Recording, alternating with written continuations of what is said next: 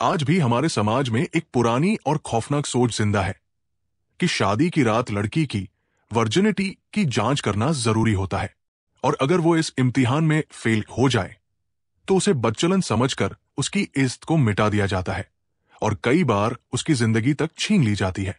यही अंधी सोच बनी पूजा के कत्ल की वजह। पूजा एक शरीफ, संस्कारी लड़की थी, माँ बाप की लाडली, हर रिश्ते को समझने वाली। उसकी शादी राकेश नाम के लड़के से हुई जो शहर में इंजीनियर था। शादी बड़े धूमधाम से हुई, दोनों तरफ खुशी का माहौल था।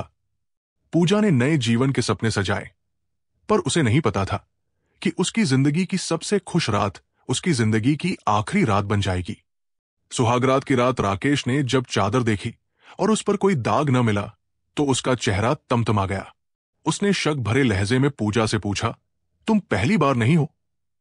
पूजा घबरा गई, उसकी आंखों में आंसू भर आए। मैं सिर्फ तुम्हारी हूं, उसने रोते हुए कहा, लेकिन राकेश के जहन में जहर भरा हुआ था। उसने बिना किसी सबूत के फैसला सुना दिया, तुमने मुझे धोखा दिया है।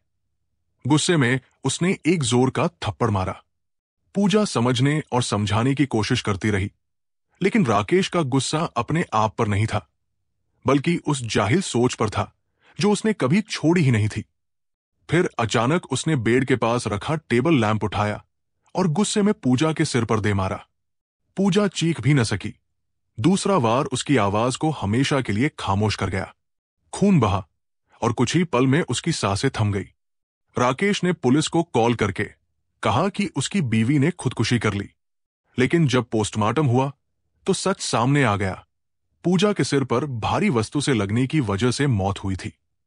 पुलिस ने तुरंत राकेश को गिरफ्तार कर लिया। कोर्ट में उसने सिर्फ इतना कहा, मैंने समझा वो वर्जिन नहीं थी। मुझे गुस्सा आ गया। जज ने गुस्से भरे लहजे में कहा, तुमने एक बेगुनाह लड़की की जिंदगी सिर्फ एक बेकार सोच के चलते छीन ली। वर्जिनिटी कोई सबूत नहीं होती, इंसानियत होती है। अंत में कोर्ट ने राकेश को आईपीसी 302 के तहत उम्र कैद की सजा सुनाई।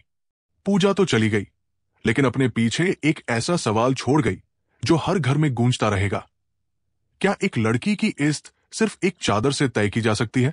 शायद अब वक्त आ गया है कि समाज इस जहालत से आजादी पाए।